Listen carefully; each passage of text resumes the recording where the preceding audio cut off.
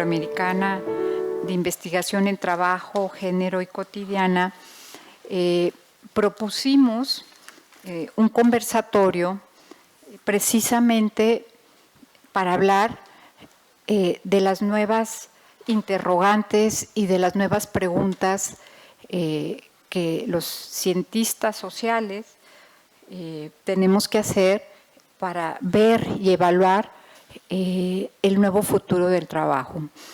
El nuevo futuro del trabajo ya no es ni toyotista, ni post-toyotista, ni taylorista, sino que tenemos un nuevo componente que tiene que ver con las inteligencias artificiales, el nuevo trabajo que nos va a llevar una revolución tecnológica, y propusimos para provocar el debate qué sucede con las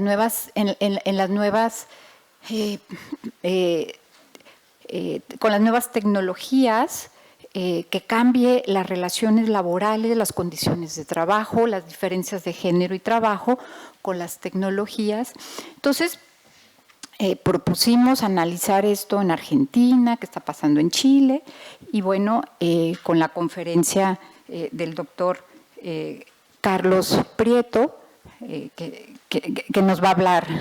Iniciamos con una introducción importante, entonces posteriormente Chile y Argentina nos comentarán sobre qué también está pasando y cómo se ve el futuro del trabajo. Las tecnologías de la información, la inteligencia artificial, cambia el paradigma del trabajo y en este congreso, en este marco de este congreso, pues tendríamos que ir pensando sobre esas nuevas rutas, esas nuevas definiciones que es el trabajo implicado hacia un futuro muy distinto al del que tuvimos que analizar en el siglo, a finales del siglo XX, principios del siglo XXI, hacia dónde punta. Entonces, este conversatorio, Ana María, Eugenio, bueno, Carlos, va hacia esa dirección, con ese espíritu de poder elucidar o empezar como a preguntarnos desde otros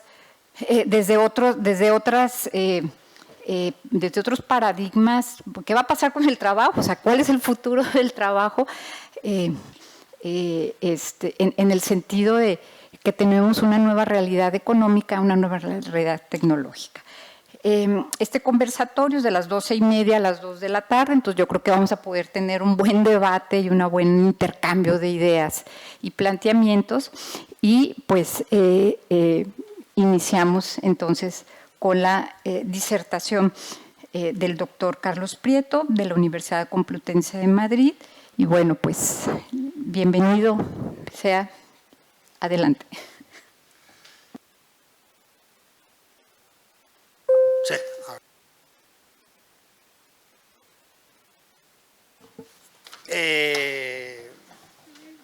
Por casualidad, porque yo no lo había previsto, me tocó intervenir 2 veces en el mismo día. Porque intervení hace un rato en una ponencia muy breve, muy cortita, y ahora me habían propuesto que tuviera una intervención más larga. Vuelvo a decir que me siento muy satisfecho, lo digo por si alguien no estaba esta mañana, de intervenir en un espacio inhabitual y especialmente interesante, y es el de entrar a discutir con la comunidad iberoamericana de estas cuestiones que normalmente las discutimos en casa.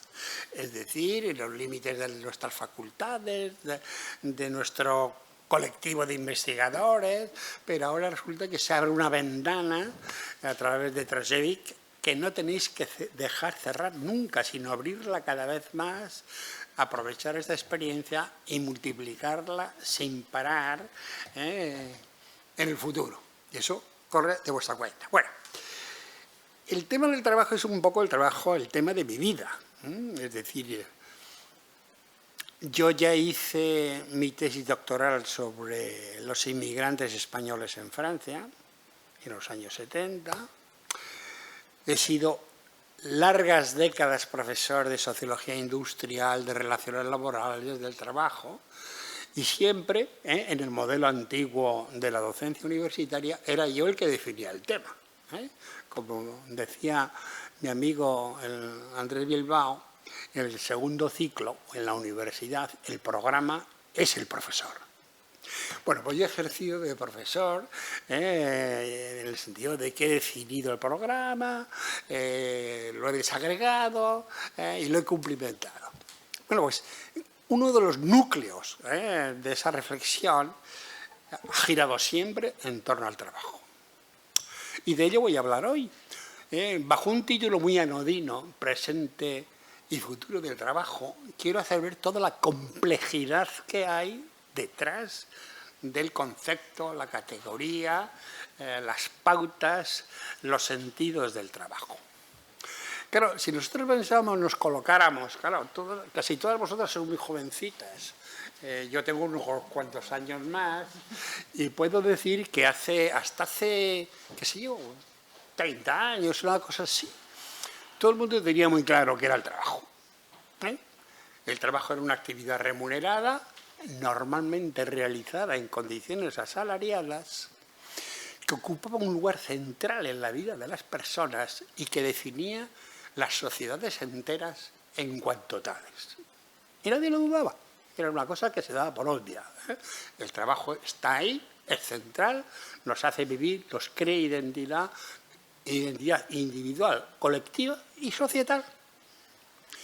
Hoy se ha roto ese convencimiento que teníamos hasta hace 2 o 3 décadas, y eso es algo que sucede en Europa, pero sucede también en América Latina. Yo quiero tener muy en cuenta en América Latina.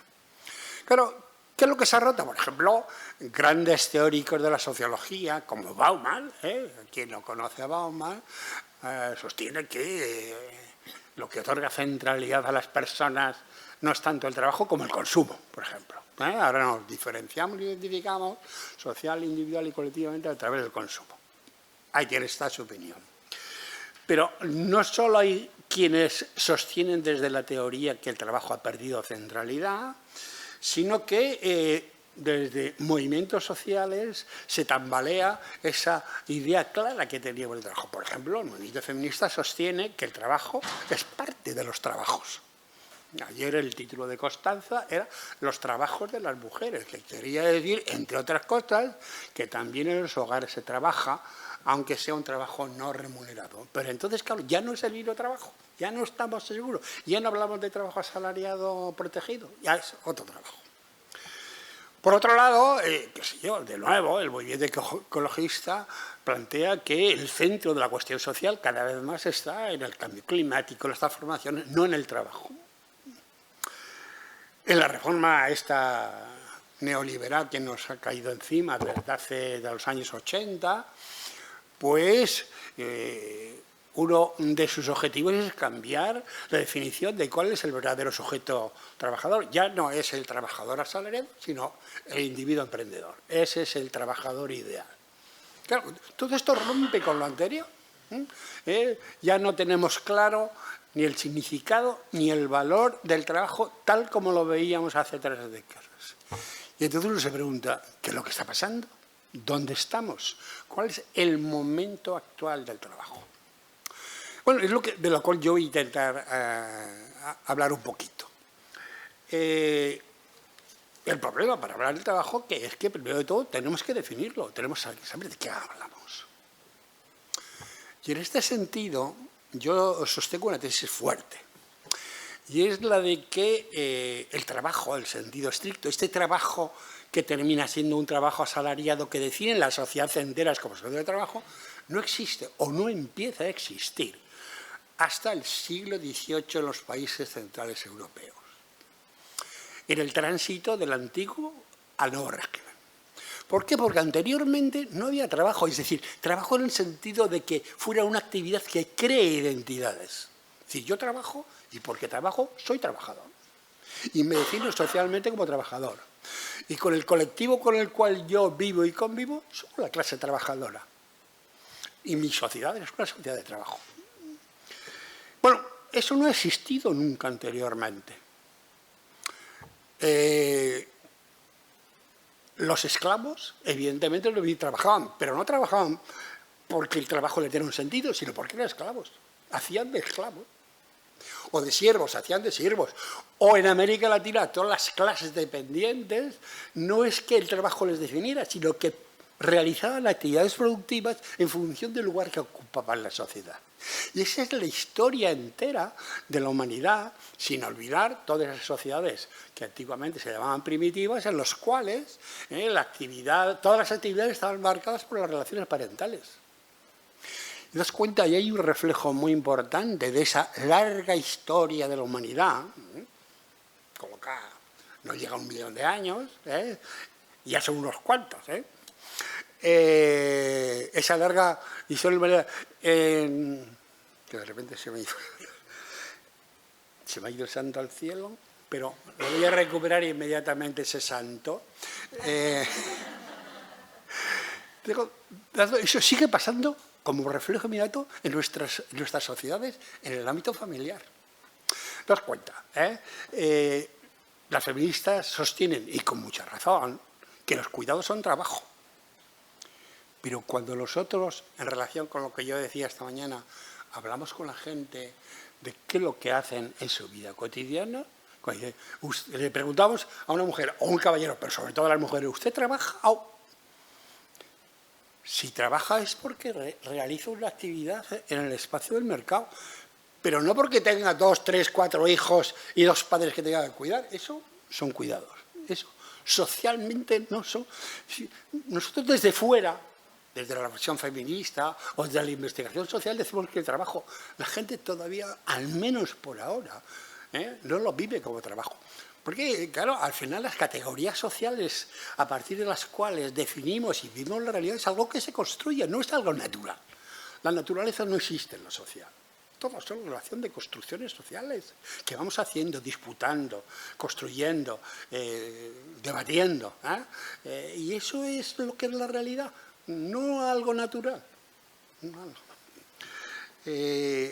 Bien, entonces, claro, si en la historia de la humanidad no existe el trabajo, en realidad, ¿cuándo y cómo empieza a existir el trabajo y por qué?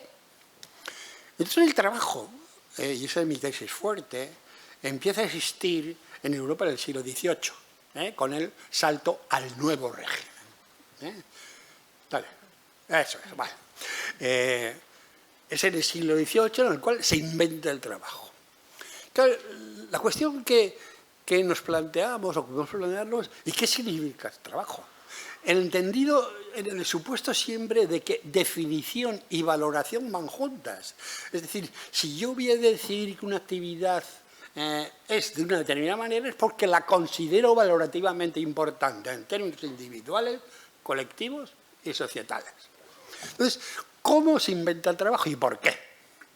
Mi idea es que, claro, el antiguo régimen en los países europeos, y que también de alguna manera tenía su reflejo en América Latina, venían sufriendo las sociedades un desorden permanente ligado a la inmensa masa de vagabundos que no podían controlar, que se aumentaba cada vez más y que las clases hegemónicas vivían como una amenaza permanente. O sea, vosotros veis esto, es que el Papa, los nobles, los reyes temblaban porque las ciudades se llenaban de vagabundos y no sabían cómo parar esa marea. Entonces llegó un momento en que, al ser absolutamente incapaz, tras 2 o 3 siglos de sufrir esa amenaza, que la inteligencia, que es el pensamiento ilustrado, dice, hay que inventar una nueva sociedad. Hacerlo todo nuevo.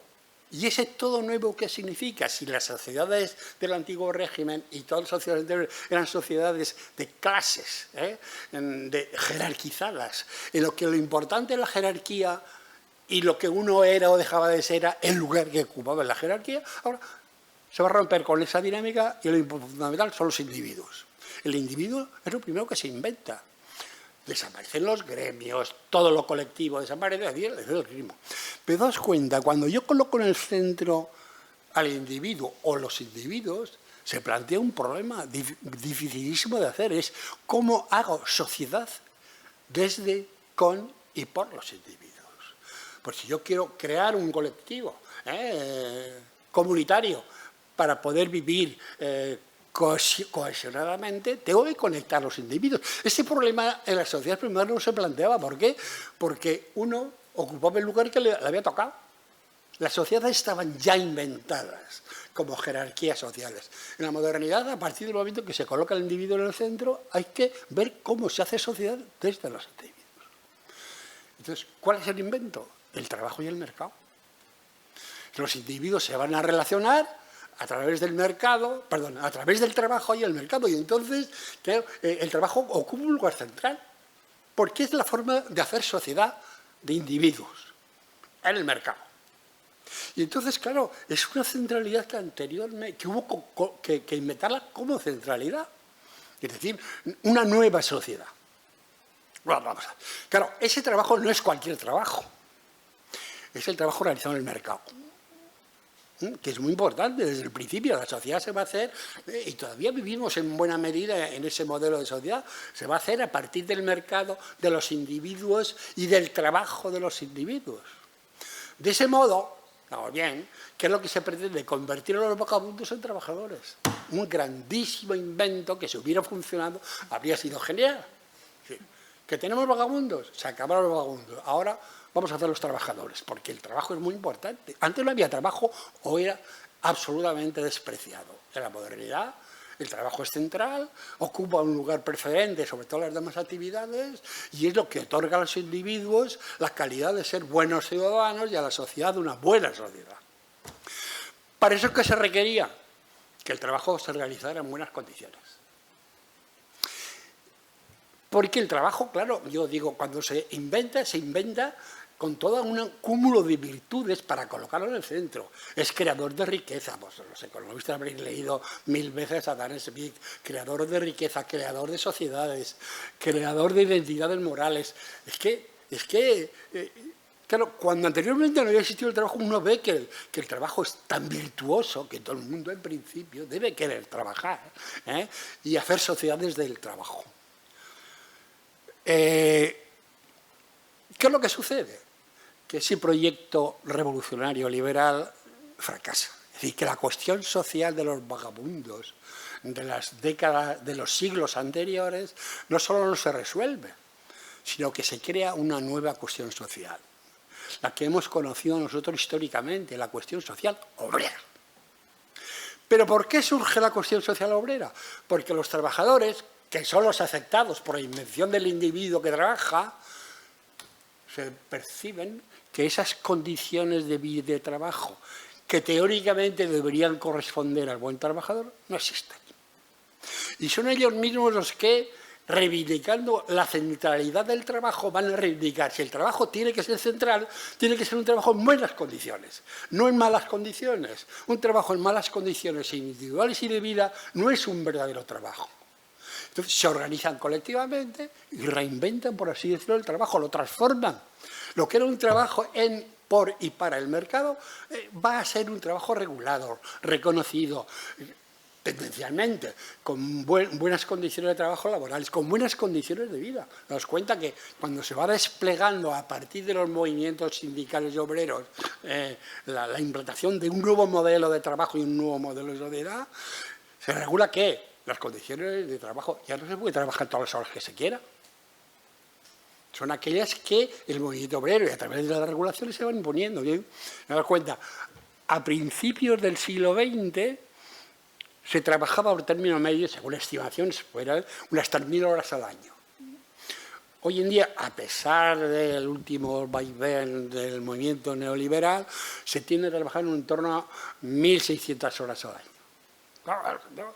¿Qué ha pasado entre tanto? Es decir, que los trabajadores tradicionales han reivindicado que tenían que tener espacio para la vida. Pero eso lo habían reivindicado. No había sucedido naturalmente. No es la tecnología la que mejora las condiciones de vida de los trabajadores.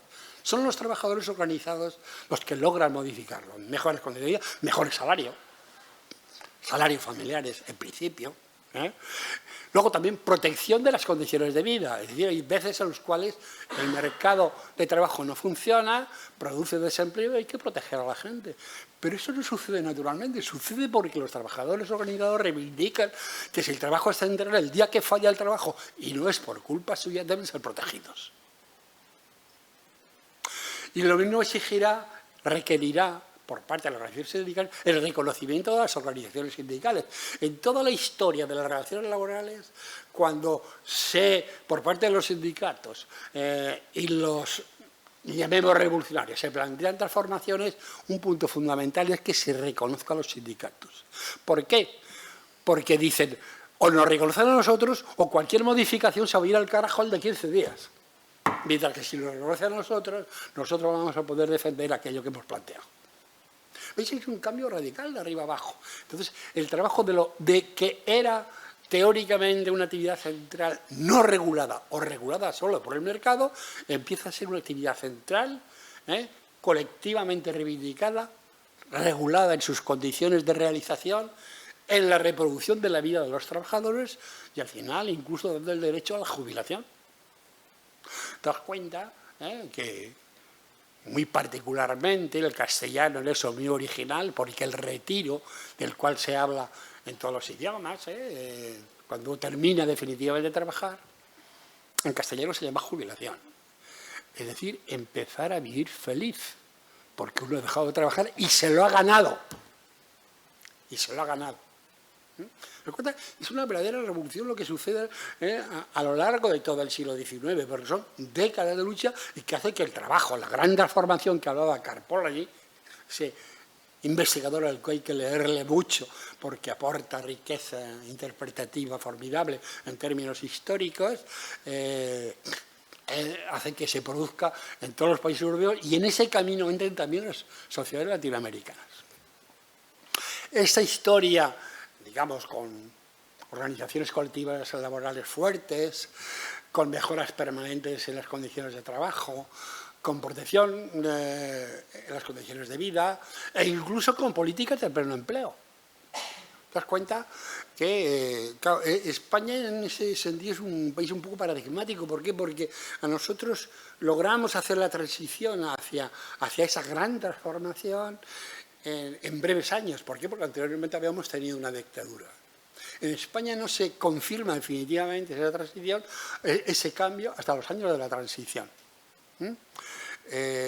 Y es en esos años cuando en la propia Constitución española se reconoce el papel político de los sindicatos. Algo inimaginable en décadas anteriores y, por supuesto, en siglos anteriores. Bien, el empleo no es solo una actividad protegida, sino además una actividad a proteger. Y entonces el ideal propuesto en las sociedades o que los preside es pleno empleo de buen empleo. Esa es la política al final de inspiración keynesiana.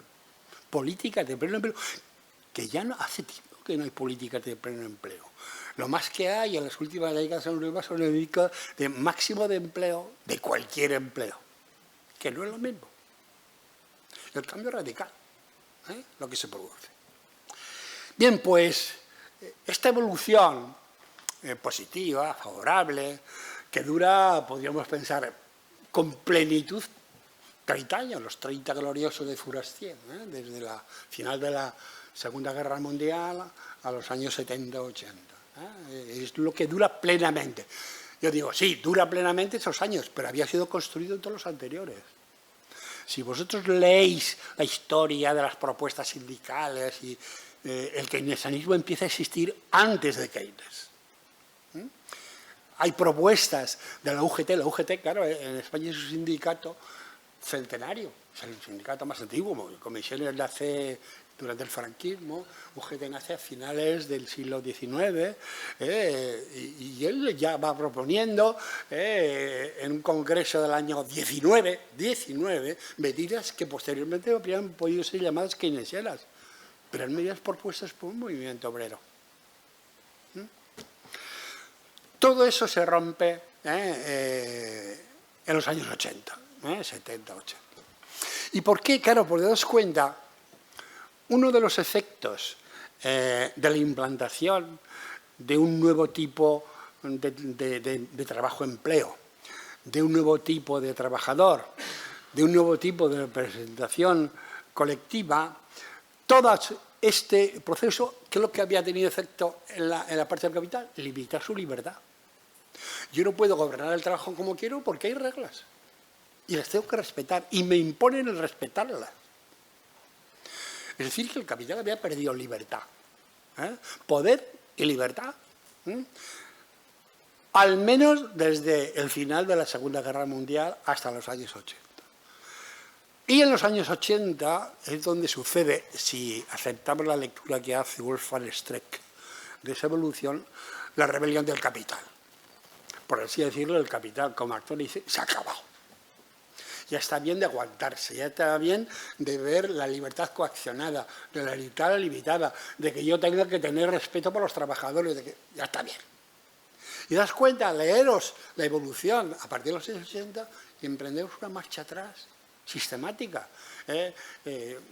Cogemos España como modelo, que yo lo he analizado con detenimiento, cada vez más los derechos laborales y de representación se limitan.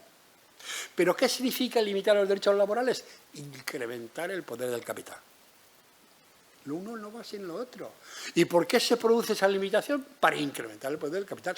Neoliberalismo, entre otras cosas, significa, antes que nada, recuperación de la libertad del capital. Incrementar su poder, empoderar el capital. Ese empoderamiento del capital a costa del trabajo modifica el trabajo. Entramos en una etapa nueva del trabajo, en la cual, por un lado, el trabajo asalariado se precariza, se reducen sus protecciones sociales y al mismo tiempo se intenta sustituir la figura del trabajador asalariado por un trabajador que se hace a sí mismo y que por lo tanto no necesita de lo colectivo, el trabajador individualizado en autoemprendedor. Luego os va a hablar Amparo del tema del autoemprendimiento y eso, pero es que es clave porque el trabajador de referencia ya no es el trabajador asalariado. Ni hay que protegerle, si no existe, ¿para qué protegerle? Pero todo eso es el resultado que yo puedo decir, esto no es natural, a veces se piensa, no, es que antes lo que había era la empresa como organización social y ahora hay una recuperación del mercado, que es lo que dicen algunos, es decir, que antes yo tenía, el modelo era integrar trabajadores en la organización productiva. A partir de los años 80 empieza a recurrirse al mercado, dice, este trabajador que yo lo tengo que pagar y luego le subcontrato. Pero ese subcontrato se prolonga tanto que al final el modelo de trabajador en el capitalismo de plataformas es el modelo de trabajador no asalariado y sometido plenamente a los ritmos marcados por un algoritmo que convierte a los trabajadores en ejecutores de las inscripciones del poder del capital en forma de algoritmo, que es la gran tecnología que además procesa, ya no procesa tanto materiales, sino datos. Esta mañana nos hablaban, está por ahí, ayer nos hablaban del capitalismo de plataformas, pero al final lo que gestiona el capitalismo de plataformas para dominar son datos que se ocultan, que no se dicen, que no se manifiestan, que son opacos y que se imponen. Es un nuevo modelo de intentar definir lo que es el trabajo y de cambiarlo de arriba abajo. Afortunadamente, como es el resultado de una lucha, la lucha no ha terminado y todavía es evidente que hay vías de recuperación, por lo menos parcial, de lo que fue anteriormente ese trabajo. El caso español del gobierno de coalición es una prueba clara de que no ha llegado al final de la historia. El final de la historia con el final del trabajo es mentira.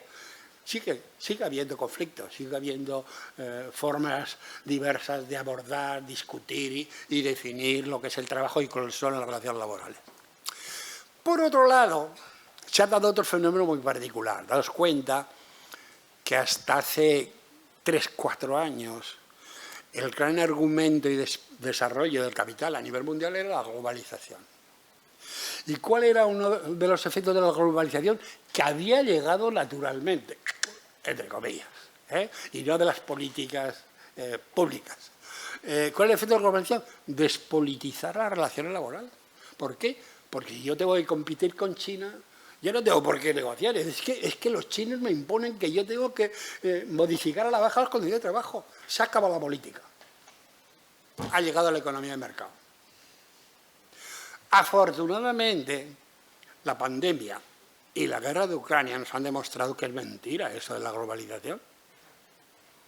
La pandemia nos ha demostrado que tenemos que tener bienes y recursos para atender necesidades sociales y colectivas imprevistas. Todos nos acordamos cuando empezó la pandemia que no encontramos mascarillas. Y las mascarillas eran fundamentales. Y como se hacían en China, pues no las teníamos. Y cuando empezaron a venderse, cada mascarilla valía 15 euros. Y ahora se regala, por así decirlo. Pero quiero decir, no, es que hay ciertos bienes que hay que producirlos dentro del espacio político que tú gobiernas. No pueden dejarse. Es que se recupera la política. Con el fin de la globalización, 3/4 de lo mismo sucede con la guerra de Ucrania. Antes todo era el grano, el maíz, el petróleo, todo eso circulaba en la economía mundial y no planteaba problemas, era el mercado. Pero cuando llega la guerra y dice, no hay petróleo, ¿qué pasa? Que hay política. Que ya no llegan los cereales, ¿por qué? Porque es que resulta que el país que exportaba cereales ya no los puede exportar, porque se le impide. Vuelve la política, afortunadamente. Bien, esta historia que no ha acabado, y que esperemos que no solo no haya acabado, sino que permita recuperarnos situaciones anteriores y protecciones anteriores, deja de lado una cuestión fundamental que está muy presente en este congreso, es todo el tema del género, del feminismo, del género y de lo que supone de redefinición del trabajo. Porque claro, yo hasta ahora, das cuenta, toda la historia que he contado es muy coherente.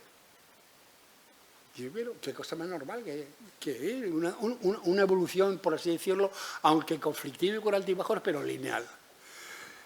Hasta que llega el feminismo. Y dice, oye, voy a hablarte de trabajo, ¿de qué trabajo me hablas? Porque ese trabajo que tú me hablas es un trabajo que solo se realiza en el mercado y niega que es hecho posible. ¿Por qué? Porque hay una actividad reproductiva fuera del mercado que es la que te permite producir. 1. 2. Pero el movimiento feminista reconoce la centralidad del trabajo. Y como el trabajo es central y las mujeres quieren formar parte de la centralidad, también quieren trabajar. Pero das cuenta que supone un cambio de norma. El trabajo, cuando se definía en el periodo de gran transformación, no solo definía las características del trabajo, sino de quiénes debían trabajar. Y las mujeres no tenían que trabajar. Los hombres, era obligatorio para los hombres, pero las mujeres no. Cuando trabajaban, yo recomiendo, sobre todo para los españoles, porque lo tendrán más a mano, a finales del 19, en España, una macroencuesta, el año 1873, a todos los actores sociales para que hablaran de cuál era la cuestión social. Y eran intervenciones muy libres, en una comisión, eran sindicalistas, en unos sindicatos totalmente que estaban empezando, eran universidades que intervenían, etcétera, etcétera, trabajadores que directamente iban a la comisión a declarar. Es muy curioso porque cuando se plantea el tema del trabajo de las mujeres, dice, no, las mujeres trabajan, pero a la fuerza. A ellas no les corresponde trabajar. ¿Por qué? Porque si trabajan, luego me tengo que coser yo los pantalones en casa. Eso lo dicen ellos. O sea, leed estos textos porque son realmente impresionantes de cómo efectivamente se concebía el trabajo y las relaciones de género. De un modo realmente... es decir, que entonces las mujeres que trabajaban, claro que trabajaban, pero no debían trabajar. ¿Qué es la diferencia? Yo reconozco que, y eso es una batalla feminista, y decía, no, es mentira que las mujeres no hayan trabajado en el comienzo, es mentira. Claro que es verdad que han trabajado, sobre todo en el textil, pero ¿cuál era el problema? Que no tenían que trabajar y trabajaban. ¿Por qué? A la fuerza. Porque si no, pues no podían llegar a final de mes, los hombres tenían que coserse los pantalones ellos mismos, cocinar ellos mismos, ¿no? Y como tenía que haber una división de trabajo, esa división de trabajo debía ofrecer a los varones en un salario suficiente para alimentar a toda la familia. Entonces es muy curioso, claro, porque esa concepción del varón breadwinner no se realiza, nunca llega a ser suficientemente eficiente como para conseguir un verdadero salario familiar.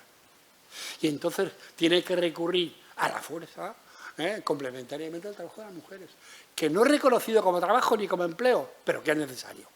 ¿Qué es lo que pasa con la revolución feminista? Que de repente dice, eso no sé si nosotras trabajamos, queremos dibujar y nuestro trabajo es tan importante como el de las mujeres, como el de los varones. ¿Te das cuenta que es una revolución total? Lo normal antes no trabajaban las mujeres, ahora lo normal es que trabajan. Y además trabajan, ¿por qué? Porque es una actividad que les otorga identidad central.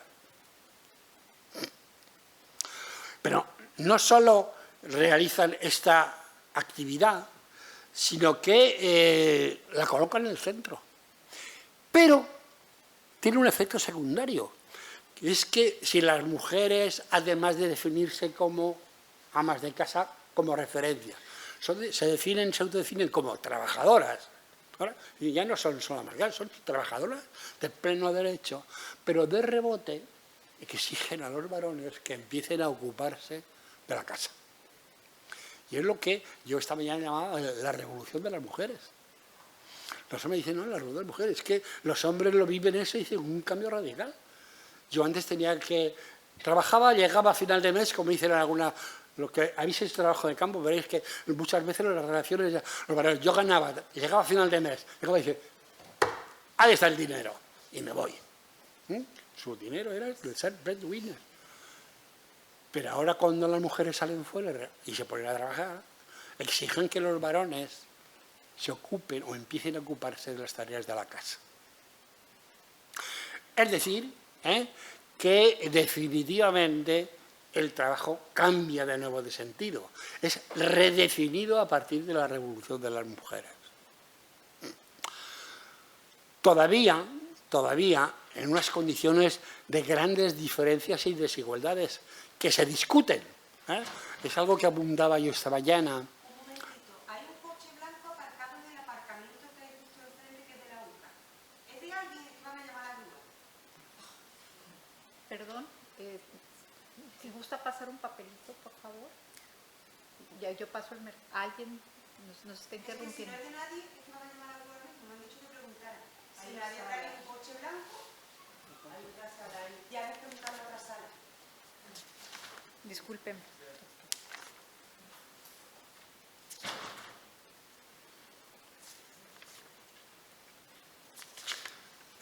A ver, bueno, sigo que... Quiero decir que definitivamente estamos en un momento de redefinición del trabajo, en el cual... Pero no lo he conseguido, Yo vuelvo a recordar que todavía en las casas lo que se hace dentro del hogar no se llama trabajo, aunque desde fuera digamos que es trabajo. Es que hay un salto cualitativo a hacer.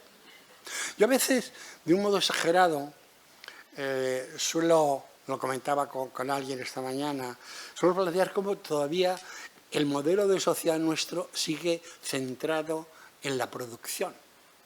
Y la reproducción, por más que intentemos introducir derechos de paternidad, de maternidad, etcétera, etcétera, esas son cosas que se enganchan a algo que es central.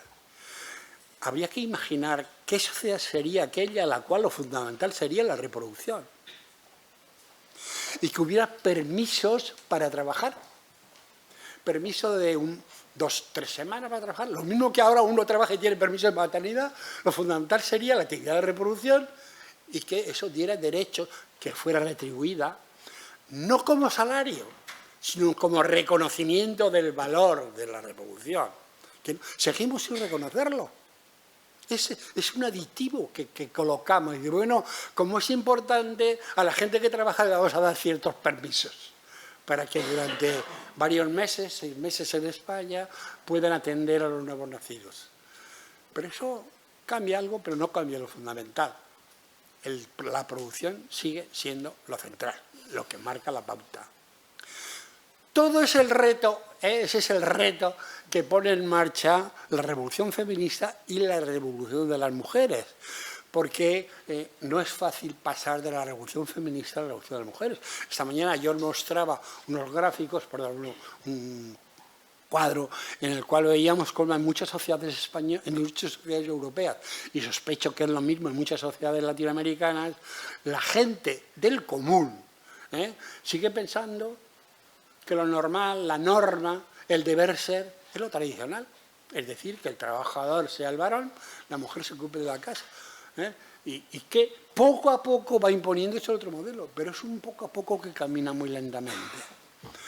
Por terminar con una cita de Gramsci, lo viejo no acaba de morirse, lo nuevo no acaba de nacer, y lo que existe es un monstruo. Punto final.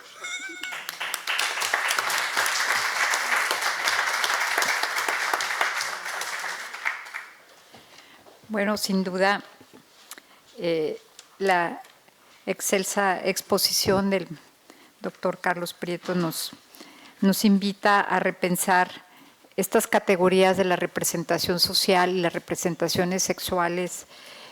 No cambian, digo, continúan.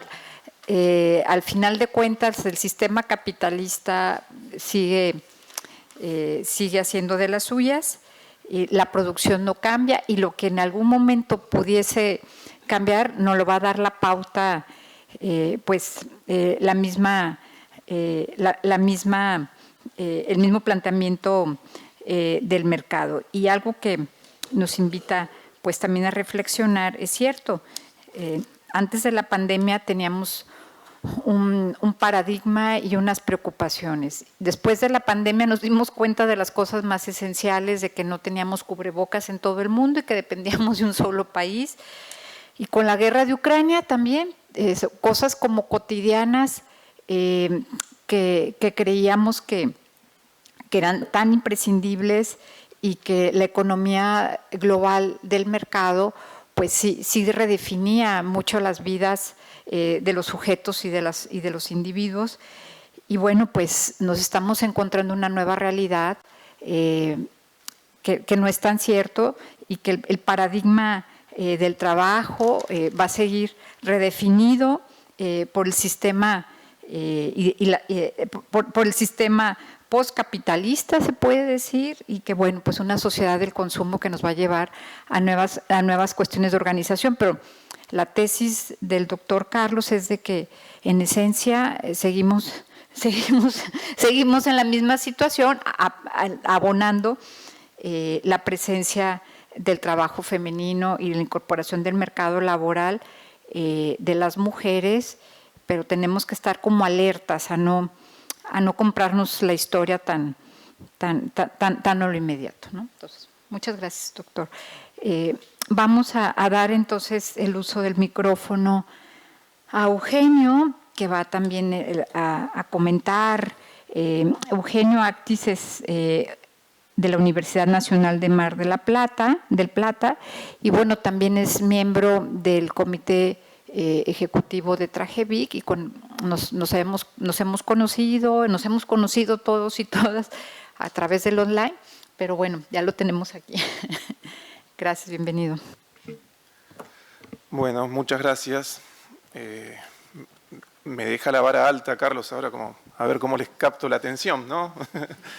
Bueno, para mí es un honor compartir la mesa, agradezco que me hayan dado este lugar. Si bien el rol es como comentarista, también voy a dejar planteado, o sea, tomando como eje central la presentación de Carlos, dejar planteado dos escenarios futuros del trabajo, y para ello voy a dar toda una introducción de cómo fui relacionando los temas de Carlos, que nos había pasado por escrito de antemano,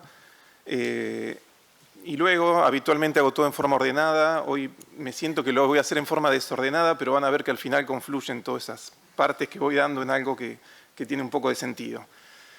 Bueno, el trabajo de Carlos, cuando lo leí, es excelente, que en pocas páginas obviamente resume más de 200 años sobre la historia del trabajo, y lo logró hacer también acá en forma presencial, sobre concepto y valoración del trabajo y el denominado desorden semántico, como cita a Santos. Entonces, cuando yo iba leyendo, iba relacionando un poco los temas con la enseñanza en economía. Soy licenciado en economía, mi formación de grado, después hice el doctorado en ciencias sociales. Y claro, si bien, como Carlos mismo citó, Adam Smith, David Ricardo, Marx hacen alusión a las teorías del valor trabajo, ya a partir de fines del 1800 y lo que habitualmente queda en los manuales de economía, el trabajo, o todo ese debate sobre el trabajo se diluye. Ya el trabajo pasa a ser un factor productivo más, lo equipara con el capital, con la tierra o recursos naturales. Entonces, esta relación capital-trabajo se estaría diluyendo hasta desapareciendo dentro del debate, y cuando iba presentando recién me iba haciendo otros apuntes, como Gary Becker en el Tratado de la Familia configura y toma como hogar eficiente aquel hogar donde está compuesto un hogar heterosexual por un hombre y por una mujer, y que la mujer se tenía que dedicar a las tareas domésticas y el hombre era el que salía a hacer el trabajo para el mercado, y que ese era un hogar eficiente, que si había un hogar homosexual, en una nota al pie pone que eran hogares desviados, pero no desviados en sentido peyorativo, sino desvíos con respecto a la media, y que decía que esos hogares no iban a conseguir ser eficientes. Premio Nobel de Economía Gary Becker, fíjense, como para hacer un debate acerca de los premios Nobel en Economía. Hasta en la evolución después de los modelos en economía, cómo toman al trabajo, es esa variable más en un gráfico, y cuando se habla de las políticas de empleo, se habla muchas veces, cuando ya se introduce la teoría keynesiana, las políticas de pleno empleo. Pero siempre está esta relación casi directa, que crecimiento económico lleva a un aumento del empleo y una reducción del desempleo, cosa que sabemos que no es tan así, esa relación, y nunca se diferencia por tipos de empleo, no se introducen los modelos la informalidad, la precariedad, y mucho menos enfoque de género. Sí, en estos enfoques neoclásicos donde toman la relación trabajo-ocio para el hombre, trabajo-ocio y cuidado para las mujeres, como que es algo exclusivo. Obviamente lo toman desde un enfoque natural. Cuando uno analiza desde un punto de vista la historia de las políticas sociales, me acordaba de todo esto de los vagabundos, de las leyes de pobres que se instalaron en Inglaterra ya desde la época de Isabel I, en 1601, toda la evolución de la política social, y que luego fue llegando al tema de los seguros sociales de von Bismarck en 1881, y que se instaura exclusivamente para los que trabajaban, el tema de los seguros sociales, como un medio para lograr una mejora en el bienestar de los trabajadores. Obviamente ahí también hay todo un debate acerca de cómo este estado de bienestar conservador que se creó, si fue en respuesta un poco hacia el socialismo que iba avanzando, era como darles algo para que puedan aplacar la fuerza con que iba creciendo el socialismo. Pero eso daría para otro debate. Luego, cómo fue pasando todo esto de los sistemas de seguridad social exclusivos para el trabajo, mediados por el informe Beveridge, donde ya se pasan a sistemas de protección social, que sería el bienestar para todos más allá del trabajo. Pero para no perder el eje, con el trabajo como centro de debate, y tomando ahí del texto escrito por Carlos, que dentro de lo que era el movimiento obrero, el trabajo era central, o sea, diferenciándolo del orden liberal, pero era central para construir el orden social, mejorar las condiciones de trabajo y la calidad de vida. Entonces yo voy a partir de este concepto de calidad de vida, que en las teorías de las ciencias sociales, siempre cuando uno se alude a un concepto de calidad de vida, va a tomar como referencia un concepto del bienestar, y ahí viene esta relación de trabajo-bienestar en la cual quiero ir hablando en lo que queda de la charla. Entonces, al recorrer los distintos enfoques del bienestar en las ciencias sociales, dejando de lado el bienestar utilitarista más enfoque de la economía neoclásica, los enfoques multidimensionales toman al trabajo como un medio, en algunos se lo ve como un fin, como un logro de bienestar. Los enfoques ligados a la teoría de Amartya Sen del enfoque de las capacidades, que podemos ver como Dostoyevsky en la teoría de las necesidades humanas toma como base el enfoque de las capacidades de Sen, incluyen el ambiente laboral libre de riesgo como una necesidad intermedia dentro de su enfoque de las necesidades básicas humanas. Un economista chileno, Manfred Magneff, considera, no es que la incluye como una necesidad ni axiológica ni existencial, sino que cuando se lleva a cabo su propuesta para medir en contextos microsociales, las mismas personas que participan en esta investigación participativa incluyen al trabajo como una necesidad o la carencia de él como una necesidad. Así podemos encontrar distintos trabajos donde dan cuenta de esta relación o distintas propuestas de enfoque del bienestar donde incluyen el trabajo. Si nos vamos a la relación trabajo y bienestar desde el feminismo, bueno, el feminismo se logró conceptualizar, esto ya se habló ayer, se continuó hoy, conceptualizar el aporte del trabajo doméstico y de cuidados no remunerado al bienestar, encontramos bibliografía, también la medición, o sea, una vez que se operacionaliza, poder medirlo a través de las encuestas de uso del tiempo, lo cual también ayer Constanza nos hablaba.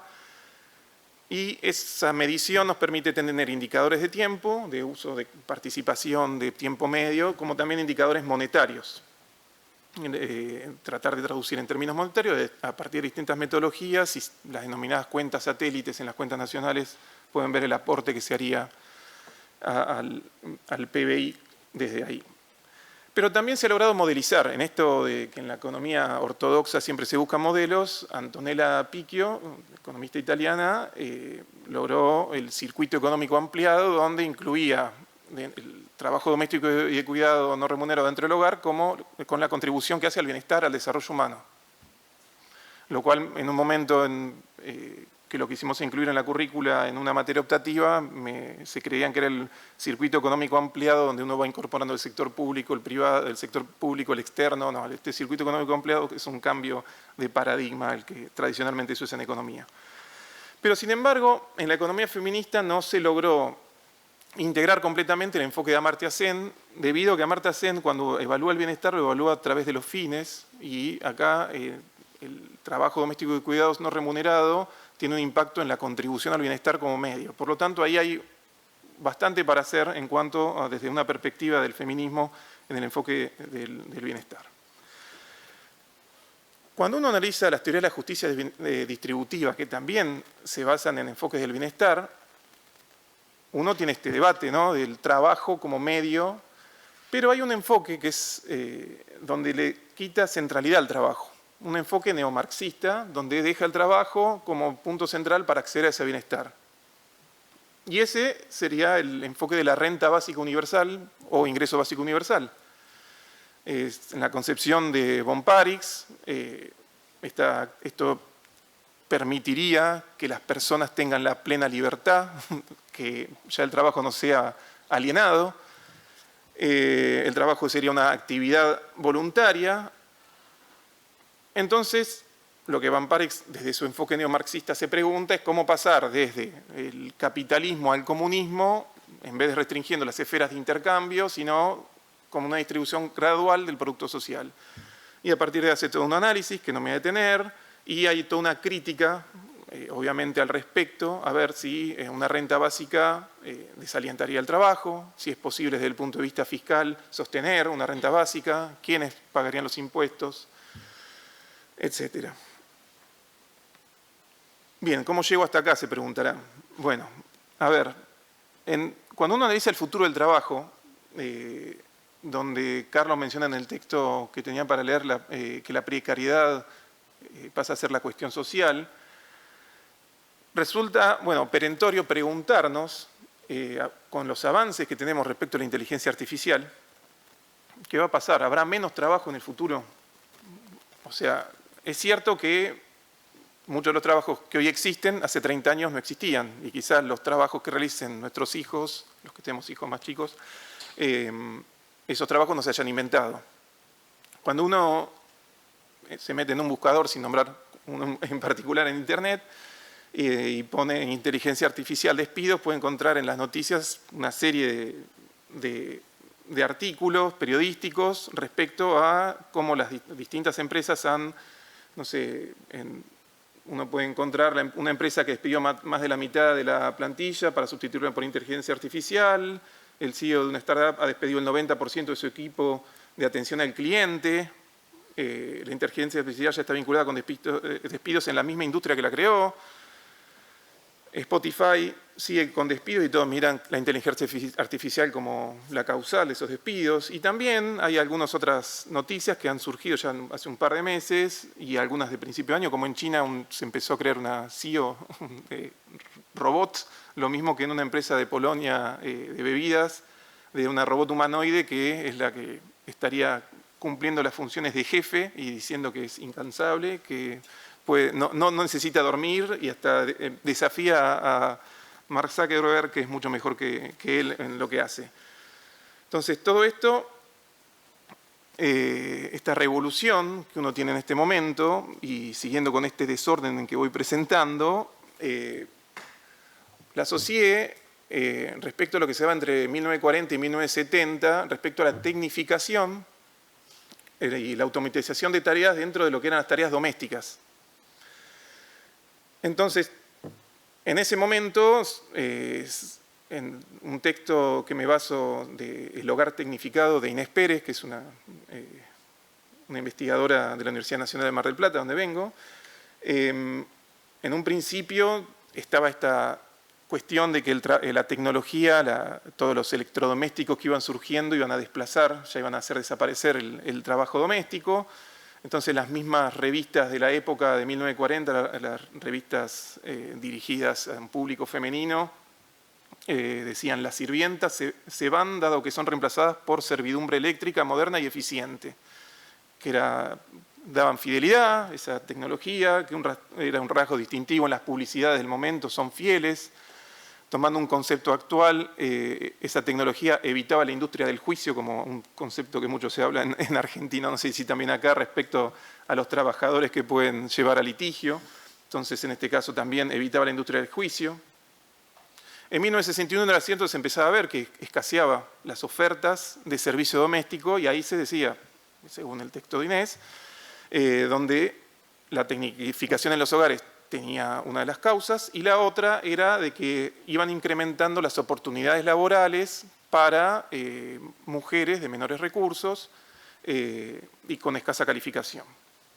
Sin embargo, al mismo tiempo se fue dando el hecho, ya sobre los 70, donde comenzaba una tendencia creciente, que ya se estuvo hablando con Silvana hoy cuando estuvo presentando, una tendencia creciente de la participación de mujeres de clase media. Entonces, esta reinserción laboral de mujeres de clase media hizo a que se tenga que contratar nuevamente al servicio doméstico para que se encargue de las tareas del hogar. Entonces, si en un momento el servicio doméstico fue reemplazado por la tecnología, luego fue nuevamente contratado por la clase media para sustituir esa tecnología o para que pueda manejarla, digamos. Alguien se tenía que encargar y no habían sido los hombres en ese momento. Entonces, el trabajo remunerado es visto como un medio para acceder al bienestar. El trabajo doméstico de cuidado no remunerado es considerado como esencial también por su contribución al bienestar y al desarrollo humano. Ahora, cuando uno analiza estas otras teorías de la renta básica y donde se dice que uno puede llegar igualmente al bienestar sin trabajo, es que me surge la pregunta: ¿trabajo como medio para acceder al bienestar? ¿Bienestar sin trabajo? ¿Tecnología que desplaza al trabajo? Entonces, a partir de ahí, es como que me surgen dos escenarios que pueden ser extremos, uno más pesimista, digamos, un futuro donde toda o la mayor parte de los bienes y servicios son producidos por máquinas, robots. Uno puede verlo como muchas películas, algo futurista, pero bueno, tomémoslo como un caso extremo. Y ahí lo llamativo es que muchos economistas, hasta de derecha, ven a la renta básica universal como la salida, como la única posibilidad para acceder al bienestar a través de la renta básica universal. Y entonces ahí un poco llama la atención también el debate, como un enfoque neomarxista es visto con otros fundamentos, porque lo ven como algo que se podría redistribuir sin generar tanta ineficiencia, pero con otros fundamentos estarían de acuerdo con esta postura de la renta básica. Y ahí también me pregunto, ¿estaríamos cerca de lo que los sociólogos llaman la sociedad del ocio en esa situación? En ese escenario, ¿cómo sería el reparto del trabajo doméstico y cuidado no remunerado? ¿Se tendría acceso a esa tecnología para que también haga las tareas del hogar? Si en la época que existió la tecnificación de los hogares que recién citaba, los electrodomésticos sustituyeron a quienes llamaban sirvientas en ese momento. Luego, las mujeres se incorporaron al mercado de trabajo, las sirvientas sustituyeron a esas mujeres. En un escenario como el que describimos, este escenario gobernado por las máquinas, ¿los hogares tendrán acceso a esa tecnología? Recién me preguntaba, ¿permitirán satisfacer necesidades elementales y complejas? De vuelta, ¿quiénes realizarán el trabajo doméstico? Durante la pandemia pudimos ver, y en un trabajo que a partir de la encuesta que habíamos hecho de la red Tragevic y que luego con Sofía, Marcela, Valentina publicamos, y también con Carolina y Valentina hicimos otro, a partir de la misma base de datos hicimos otra publicación, que en realidad en promedio aumentó la carga de trabajo en un momento donde estábamos todos en el hogar, aumentó la carga de trabajo doméstico y de cuidado no remunerado para las mujeres. Y también que la diferencia en esta sobrecarga se dio con mayor intensidad en hogares con niños y niñas a cargo, donde las mujeres tenían una sobrecarga de trabajo, donde no podían cumplir con todo su trabajo, donde la calidad de trabajo era peor. Entonces, de vuelta, en un escenario así, me vuelvo a preguntar una y otra vez, ¿quiénes realizan el trabajo doméstico y doméstico y cuidado no remunerado? La pandemia también dio cuenta que en ese momento en Latinoamérica hubo un impacto negativo, que algo que en el capítulo 1 del libro intento describir, el impacto negativo que se va a generar un retroceso en el avance que se había logrado en 10 años. Y el otro escenario, basado un poco en un informe que publica la OIT hace un par de meses, en agosto, traducido sería Inteligencia Artificial Generativa y Empleo, un análisis global de los efectos potenciales del trabajo en la cantidad y la calidad, en la cantidad y calidad del trabajo, perdón. Bueno, ahí se sugiere que la mayor de la parte de los empleos e industrias solo estarían parcialmente expuestos a la automatización y que en realidad, más que sustituirla, estarían complementando, la inteligencia artificial estará complementando las tareas. Entonces, por lo tanto, el impacto en ese sentido no sería de destrucción del empleo, sino en un cambio potencial de las relaciones laborales, de intensidad de la autonomía. Por supuesto, pareciera que este es el escenario más positivo donde la inteligencia artificial complementa. Los datos actuales dan que en realidad se están produciendo algunos despidos. Obviamente, entre estos escenarios hay distintos tonos y tonalidades y combinaciones. Lo planteo como dos escenarios extremos, quizás. Pero lo que sí tenemos que tener conciencia es que la inteligencia artificial está avanzando. La inteligencia artificial ya está con nosotros y va a ir creciendo. El informe, y ya como para ir cerrando, que no sé si me excedí un poco el tiempo, concluye que los resultados de la transición tecnológica no están predeterminados. Son los humanos los que están detrás de la decisión de incorporar tales tecnologías y son los humanos los que deben guiar el proceso de transición. En cualquiera de los casos posibles, y un escenario o el otro, para llegar a un caso o el otro en un punto intermedio, o más para un lado o más para el otro, el Estado debe estar presente y concluyendo como con el cierre del texto escrito que nos pasó Carlos, el sindicalismo va a tener un rol central en esta transición. Así que muchas gracias. Muy bien, muchas gracias, Eugenio. Aquí la gran pregunta es, ¿continuará la precariedad laboral en las relaciones laborales por la inteligencia artificial? Continúa, se modifica, se transforma. Le vamos a dar ahora, ceder el uso del micrófono a Ana María Fernández. Ella viene de la Universidad Alberto Hurtado de Santiago de Chile. Y pues, adelante. Ahora sí. Digo, ya como he hablado varias veces, esto ya no funciona. ¿Para qué? Se colapsó. Bueno, yo agradezco, además que me hayan considerado en esta instancia, con los dos colegas, el profesor, por supuesto, y así que yo quiero verle el lado positivo a esta reflexión, ¿no? Cuando el profesor Prieto nos propone este punto de partida de su texto, rápidamente, de un poco casi de forma estrepitosa, después nadie respondió, no sé si arrasó la propuesta y los dejaron así como demasiado asustados, pero yo pensé que tenemos dos posibilidades, efectivamente, ¿no? De ver el vaso medio lleno o el vaso medio vacío. Yo opto por ver el vaso medio lleno, sin que eso signifique, bueno, que no tengamos que desconocer los enormes riesgos que esto produce. Otras experiencias a lo largo de los últimos siglos nos han hecho entrever que si bien las innovaciones tecnológicas disruptivas en sus fases de incorporación masiva del cambio del paradigma tecnoeconómico han supuesto una primera instancia de destrucción masiva importante, también han supuesto una creación posterior, es verdad, pero de importante número de puestos de trabajo que finalmente ha tendido a seguir generando una sociedad en equilibrio que no solamente ha sido capaz de mantener de alguna manera el ritmo de empleo que teníamos, sino que dar cuenta en un gran momento de boom, de crecimiento de la población y además de incorporación de la mujer al mercado del trabajo, generar los puestos de trabajo más o menos suficientes, con una tendencia cuantitativa quizá al alza, ¿no? Entonces, la experiencia nos dice, la historia, que por lo menos podemos tener un hilo de esperanza.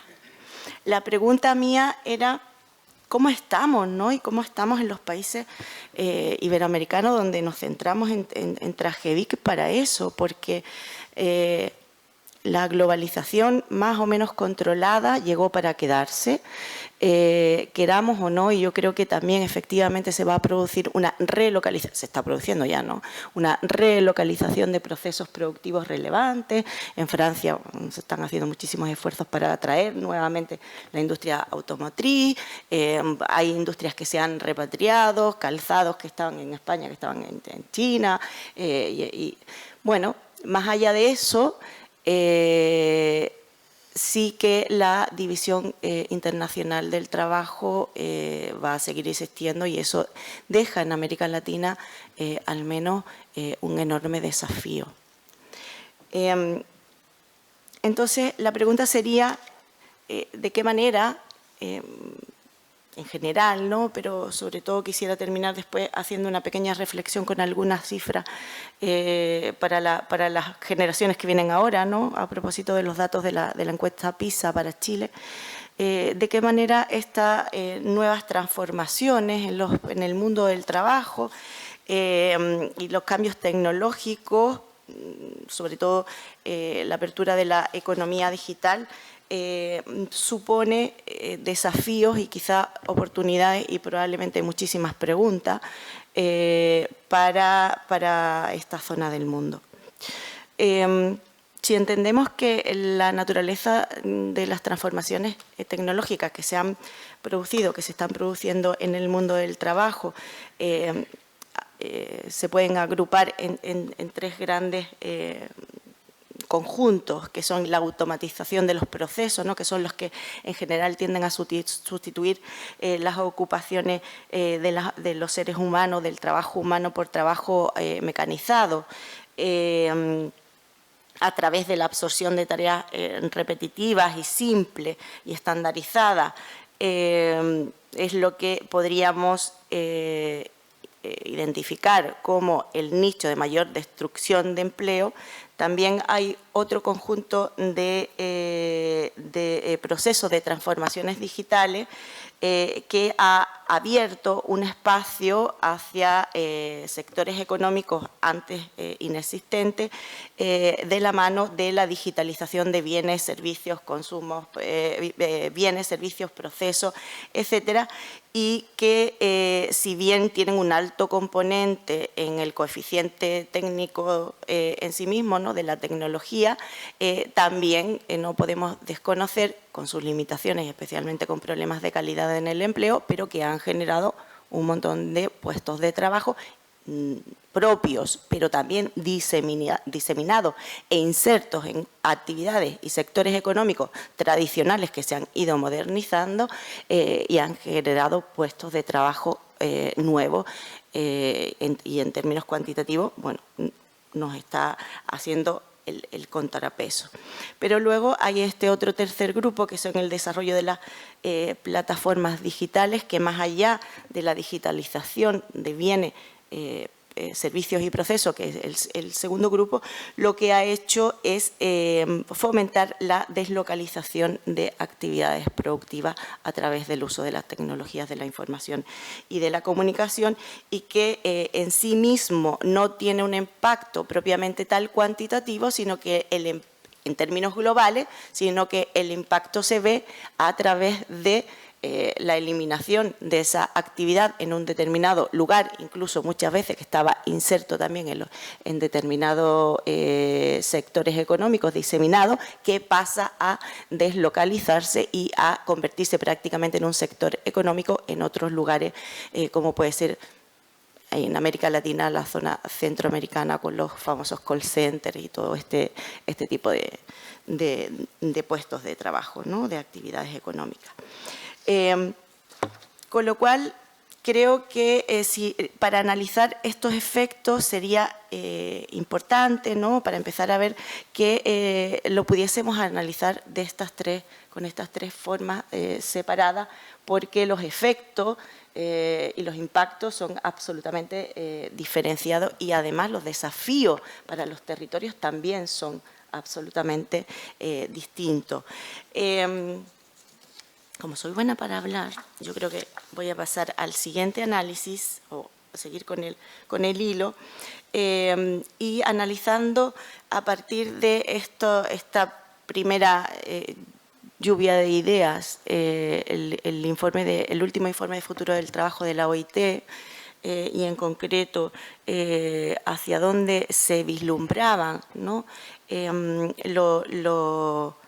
Las actividades, los puestos de trabajo, pero sobre todo a mí me interesaba mucho porque en sí mismo los puestos, es muy difícil planificar o vislumbrar cuáles van a ser los puestos de trabajo que se van a generar, porque no existe, estaríamos en el mundo de Alicia, ¿no? En el país de la maravilla, no sabemos por dónde iría, pero sí que un aspecto importante que nos pueden dar ciertas luces es centrarnos en cuáles están siendo las habilidades y las competencias que están considerándose como centrales en las empresas en los distintos sectores económicos, ¿no? Y eso nos puede dar de alguna manera indicaciones sobre, bueno, qué parte, por supuesto, esas habilidades y competencias que están quedando ya relegadas y que no están siendo buscadas, probablemente vayan a ser las que se van a sustituir, incluso por esas famosas máquinas inteligentes, ¿no? Las máquinas que aprenden, y que otras sí que las organizaciones, las empresas, siguen buscando en la fuerza de trabajo humana.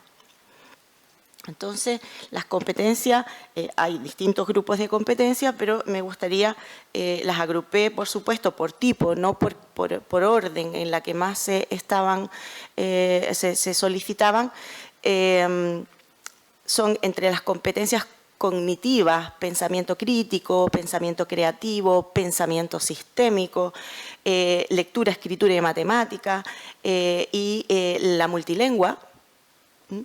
Entre las competencias que son de compromiso o de engagement, el servicio y la orientación al consumidor y el marketing y la media. Entre las éticas, las ambientales, la de gestión ambiental y la de ciudadanía global. Entre las de gestión o management, el control de calidad, la gestión del talento, la gestión de recursos y operaciones. Entre las habilidades físicas, y algunas de ellas probablemente se irán sustituyendo también con las máquinas, pero todavía son las más relevantes o se vislumbran como las más relevantes en el corto plazo, la destreza manual, la resistencia y la precisión, y las habilidades de procesamiento sensorial. Entre las de autoeficacia está la de resistencia, flexibilidad y agilidad, motivación y ciencia y conciencia de sí mismo. Imagino que eso no se lo podremos pedir a las máquinas, ¿verdad? La curiosidad y el aprendizaje a lo largo de la vida, la confianza y atención a los detalles. Entre las competencias tecnológicas las de inteligencia artificial y Big Data, el diseño y experiencia de usuario, la programación, el lenguaje tecnológico y las redes y ciberseguridad. Y luego la de trabajo con otro, empatía y escucha activa, liderazgo e influencia social y enseñanza y tutoría, mentoring. Yo creo que todavía tenemos mucha esperanza de que esto no pueda ser sustituido nada más que por personas, ¿no? Esto tiene que ser desempeñado, estos puestos de trabajo que se van a ir generando a través de la fuerza de trabajo humana, pero el tema de la duda de qué es lo que puede pasar en América Latina, y es por lo que lo contrastaba yo con los resultados de la PISA, de la prueba PISA, que los últimos que tenemos son de 2018, es que las habilidades y competencias situadas como mínimas para que una persona esté empleada son a partir de las del nivel 2. El corte son puntajes diferenciados, pero que están en torno a los 420 puntos, por ejemplo, en la escala de matemáticas. Y eso significa que a lo menos los estudiantes hasta 15 años tienen que tener logradas todas las competencias del nivel 1. En Chile, donde nos gusta, o no sé si afortunado o desafortunadamente somos cabeza de ratón, Chile ocupa el primer lugar en general en América Latina del total de los 79 países en los que se aplica esta prueba, pero el 25% de los estudiantes chilenos a los 15 años se encuentran por debajo del nivel 2, es decir, no alcanzan a lograr las competencias básicas que se pide en el mercado del trabajo, y aún así ocupamos el lugar número 1 de América Latina. Con lo cual, bueno, me imagino que Eugenio, candidato para el subsidio, alguno de ellos, ¿no?, para la renta básica universal, porque ¿qué vamos a hacer con esos jóvenes que en algunos casos desertan muy tempranamente la educación formal, ¿no? Ocupamos el lugar 43, siendo el primero en el dominio de la lectura. Ocupamos el lugar 45 en Chile, siendo también el lugar primero de América Latina en el dominio de la ciencia. Y desafortunadamente, aunque creo recordar, no lo tengo anotado, no sé por qué se me fue, creo que somos el 2, después de, puede ser Uruguay, ocupamos el lugar 59 en dominio de la matemática. Teniendo en cuenta que gran parte de las competencias que se pedían, en muchos casos, están asociados, sobre todo las competencias tecnológicas, a conocimiento matemático, análisis sistémico, etcétera, pues es un gran problema, ¿no? Si lo observamos por género, yo quería también analizar un poco cuáles habían sido las trayectorias en competencia lectora y en competencia matemática solamente, no la de ciencia, no me metí en la de ciencia. En los últimos años, desde la medición del 2012 y con la medición 2012 y 2018, en Chile, por sexo y por quintil, entre el primer y el quinto quintil, pues vemos que la competencia lectora en el caso de Chile pasó en general de 441 puntos en 2018 a 452, que por sexo en el 2012 los hombres alcanzaron 430 y en el 2018 442, con lo cual las subidas son bastante limitadas. Las mujeres de 450 a 462, es verdad que están mejor en competencia lectora, pero por quintiles. El quintil primero, más bajo, estaba en 406 en el 2012 y se consiguió abordar de forma pertinente en el sistema educativo hasta conseguir 508 en competencia lectora en 2018. En el quinto, en el más alto, también se produjo un avance importante y se pasó de 409 a 509. En competencias matemáticas, lo que nos deja ver dos cosas. Primero, que en general estamos bajo, da igual cuál sea el quintil, que las diferencias por género se mantienen y la mejora es tremendamente débil en los dos géneros. Y por la competencia matemática, y ya con esto cierro, porque yo lo que quería más que nada era poner antecedentes para pensar y discutir. En la competencia matemática estamos todavía peor. En términos generales se pasó del 423 en el 2012 a 417 en 2018, es decir, empeoramos. Por sexo, los hombres siguen siendo levemente mejores en matemáticas, pero también han empeorado del 2012 al 2018. Y las mujeres prácticamente se han mantenido igual de mal, con 20 puntos de diferencia.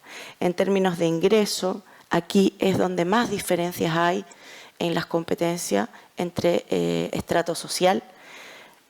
El primer quintil solamente alcanzaba en el 2012 374, pero es que en el 2018 bajó a 372.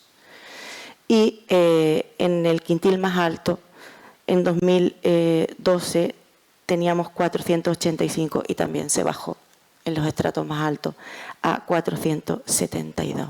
Entonces la pregunta es, en un mundo globalizado, donde se está produciendo una importante deslocalización de los sectores productivos y una digitalización también relevante, donde las competencias matemáticas de trabajo colaborativo, que significa mucho aprendizaje, ¿no? Conocimiento, competencia de habilidades lectoras, etcétera.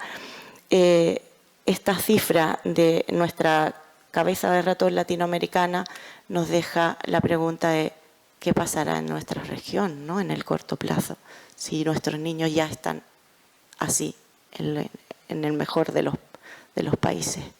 Así que esa es mi reflexión. Muchas gracias, Ana María, muy amable. Faltan como 3 minutitos para la comida. Quería pedir la autorización a Sofía y a Marcela si abrimos una ronda de preguntas. ¿Unos cuantos minutos podemos? ¿Sí? No hay problema. Si autorizan, entonces. El futuro del trabajo en las inteligencias artificiales pueden ser abordados desde la economía del trabajo, la sociología del trabajo feminista, y creo que hay 2 categorías que hay que dividir y que creo que lo señalaron muy bien aquí. El trabajo cualificado, que va a impactar, el trabajo cualificado va a impactar de una manera, y el trabajo no cualificado, que va a dar, donde el ejemplo que puso Eugenio es cierto, después de la posguerra, cuando pusieron las lavadoras, las planchadoras y todo eso, era una revolución. Entonces, el trabajo no cualificado yo creo que va a continuar, y el trabajo feminizado menos cualificado es el que va a estar más impactado en esta tesis que también planteaba el doctor Carlos Prieto. Y pongo esto, ¿por qué el impacto? En esta semana, en la Universidad de Guadalajara, en el canal 44, tenemos un canal de televisión, nos presentaron a Clara. Clara es una cyborg que está impactando, dando las noticias, y sustituyó a 3 presentadoras de noticias. Y entonces, la pregunta es, ¿quién sustituye? O sea, ¿qué forma de trabajo, a quién va a impactar? Y no quitaron a presentador, pusieron a mujer. y eliminaron a 3 presentadoras. Entonces, creo que esas son las grandes interrogantes que dentro de la precarización y dentro de la vulnerabilización, donde se va a pegar o impactar más, va a ser trabajo feminizado, no cualificado, y volvemos a reproducir los esquemas capitalistas, por ahora postmodernos, postcapitalistas y todo eso. Bueno, pues yo quería compartir eso también como parte de una conclusión. Y pues paso el micrófono a quien quiera hacer alguna consideración o pregunta. No, pero primero...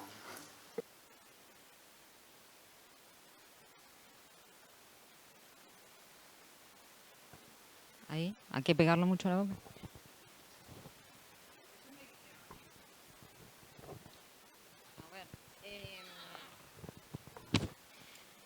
Yo me he apuntado una serie de cosas que me quedé pensando a raíz de la presentación de Carlos. En particular anoté cuatro puntos un poco inspirada en tu diapositiva. Uno, cuando mencionas que el trabajo tradicional como lo conocimos históricamente en forma asalariada y remunerado, mencionabas que surge como una reacción del clero y de la monarquía a la proliferación de vagabundos básicamente en ciudades, ¿no? Bueno, una cosa que quisiera añadir es que además de esa reacción surgió también una nueva clase social, que fue la burguesía. O sea que digo, no fue solamente el miedo de los sacerdotes o de la Iglesia católica y de la Iglesia en general, ¿no? Y de la monarquía a que proliferaran vagabundos y que eso los pusiera en riesgo, sino que había una nueva clase social que domina, digamos, pasa a dominar, pasa a ser propietaria, ¿no?, de los medios de producción, y que instauró también una nueva relación social. Lo segundo tiene que ver con el surgimiento de las conquistas que, como bien decías,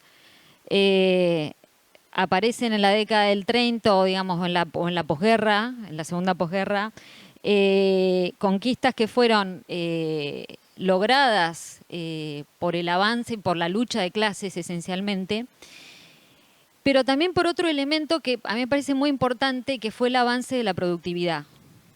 Lo que Coriat llegó a, digamos, a poner como la metáfora del cronómetro. Bueno, el cronómetro es la figura que permitió un avance de la productividad enorme en el sistema de producción, y que eso se tradujo en un aumento de la tasa de ganancia.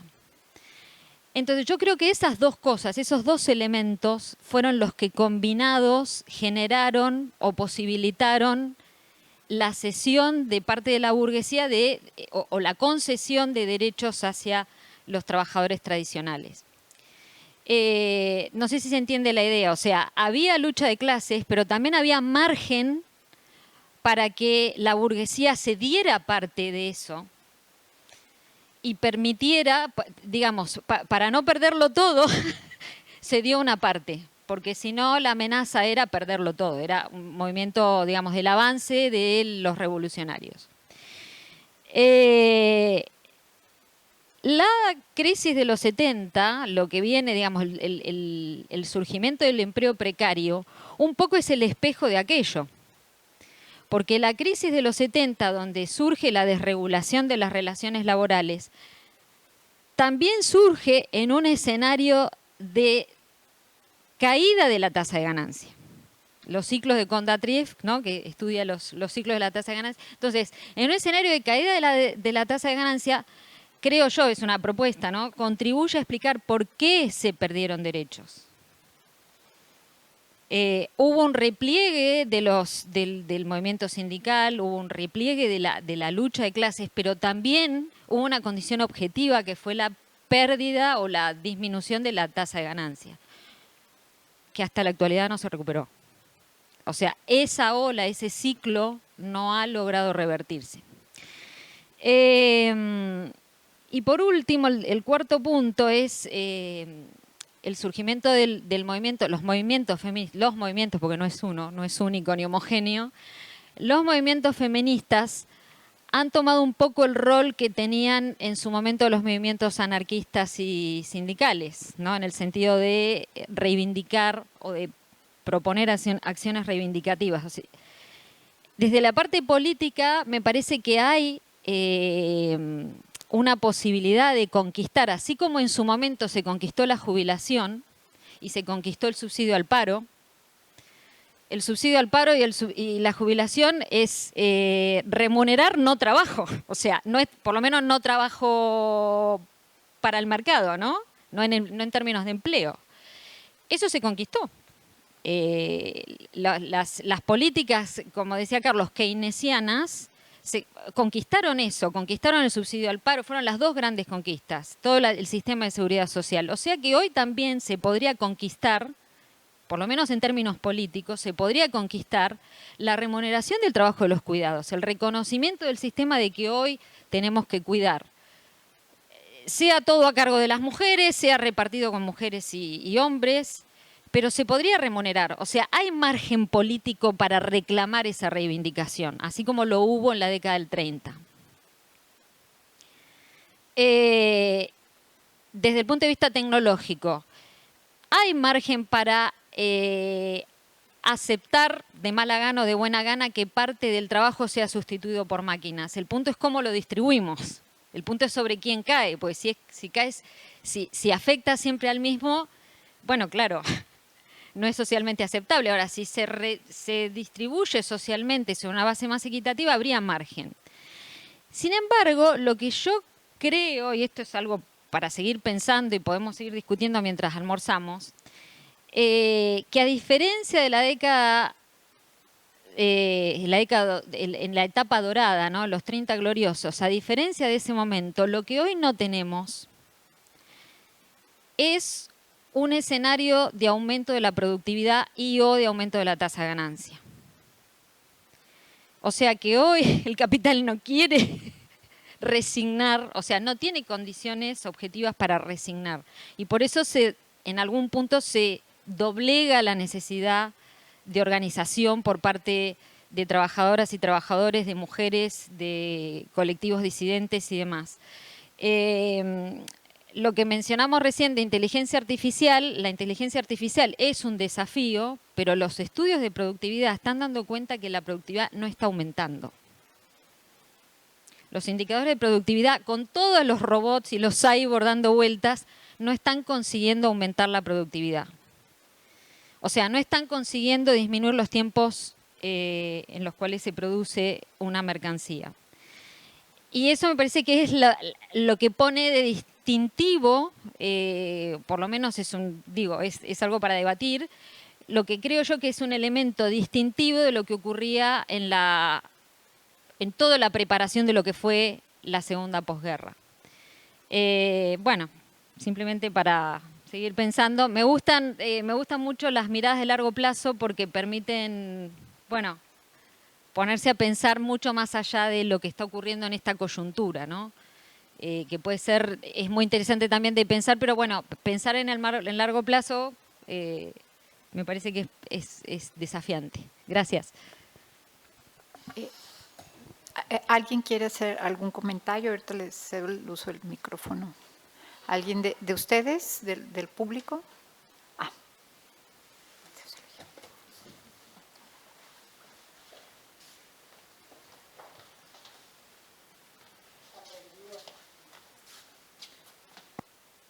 Hola.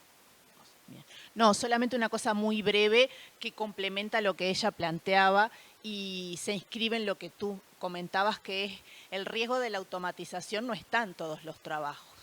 Y justamente llama la atención que en el extremo mayor, de mayor nivel educativo, donde se describen muchas de las capacidades que tú planteabas que requiere el mercado de trabajo, es donde precisamente no se puede sustituir. Y lo mismo pasa en los menos calificados, que es lo que mucho se ha discutido, que es todo lo que tiene que ver con cuidados. Eso sí no se sustituye. Y es un desafío, digamos, valorizar no solamente el valor que tiene más desde el punto de vista económico, sino desde el punto de vista social. Muchas gracias. Entonces vamos a pasar el uso del micrófono. Bueno, lo que pasa es que las cuestiones que plantea Valentina no son para resolverlas en 2 o 3 minutos que nos quedan. Y yo lo que te diría, claro, tu mirada es desde una economista. Y yo diría que la productividad es un elemento, entre otros, a la hora de construir realidad social, de construir igualdades, desigualdades, etcétera, etcétera, y que incluso el significado de productividad es discutible. Pero bueno, es que yo no soy economista y además nos quedan pocos minutos. O sea que yo te agradecería mucho tu intervención porque realmente plantea cuestiones de fondo. Pero yo quería aprovechar, claro, porque en buena medida todas estas crisis del trabajo es la que está llevando, es decir, esa pérdida, destruir el empleo, no se destruir el empleo, incrementar la precariedad, etcétera, etcétera. Y digo, aquí está la varita mágica, la renta básica universal. Que es muy curioso porque lo defiende gente de derecha y gente de izquierdas. Pero, ¿cuál es el problema que no se plantea ni resuelve la renta básica universal? El fundamental, porque el trabajo, cuando se inventa no solo para producir riqueza, sino para producir identidades y para producir sociedad. ¿Cómo producimos sociedad con la renta básica universal? De ninguna manera. Es decir, el trabajo podrá cambiar como tenga que cambiar, pero igual algún día inventamos algún truco para hacer sociedad sin trabajo. Pero por ahora no me imagino cómo pensar la construcción de la sociedad, no de la riqueza, que es necesaria también, cómo construir sociedad sin trabajo hoy en día. Hoy en día habría que añadir ni construir sociedad sin apoyar todo el espacio de la reproducción. Es decir, que el primer gran avance o el primer gran cambio que debería producirse, y creo que es posible porque está en marcha, es de la centralidad del trabajo para producir sociedad, a compartir esa centralidad con los cuidados para producir sociedad. Porque de esa manera también producimos sociedad. Claro, que si no te planteas el problema de esa manera, puedes decir casi lo que quieras, es decir, renta básica universal. ¿Y luego qué? Porque, claro, los estados tienen que seguir existiendo, o también nos cargamos los estados automáticamente y dejamos que el mundo entero se convierta en un único mercado global. No lo sé, pero por ahí parece que podrían ir las salidas de la propuesta de renta universal. Bueno, a mí me parecen muy interesantes las propuestas, pero creo que no abordan el problema fundamental. Es decir, seguimos haciendo sociedad, que es lo que el motivo por el cual se inventa el trabajo en la modernidad, para hacer no solo crear riqueza, sino para crear sociedad. Y esa es la cuestión. Y no se ha inventado todavía otra cosa. Habrá que inventarla, no lo sé, pero no se ha inventado otra cosa en las sociedades modernas para sustituir el trabajo, complementando con compartir la centralidad con la reproducción, en honor a las ideas de Maite. Y yo no diría más, por mi parte. Y agradecer realmente el debate que ha introducido, porque es realmente rico. Yo puedo pensar lo que quiera, pero el debate está ahí. Lo que decía Valentina, el debate está ahí.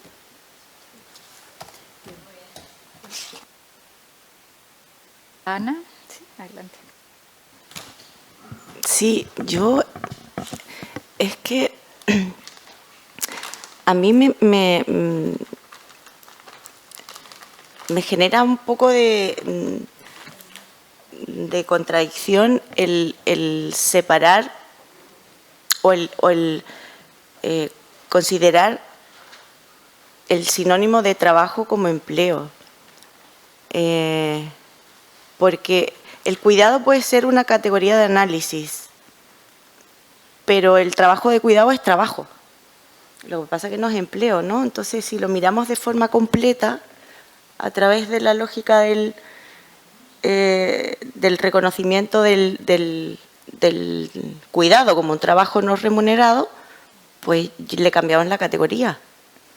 O sea, yo lo veo como por ahí, porque, por ejemplo, si consideramos el trabajo de cuidado como un tipo de trabajo y la remuneración del trabajo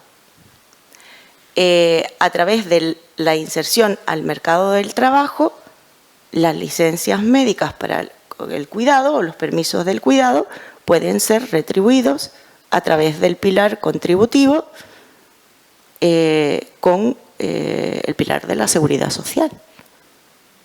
Claro, el problema es la productividad.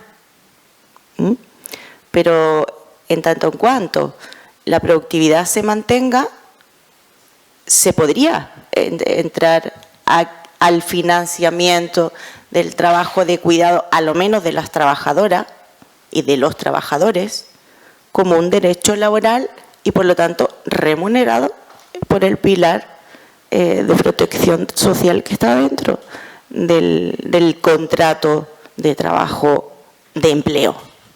No sé. Bien, pues muchísimas gracias.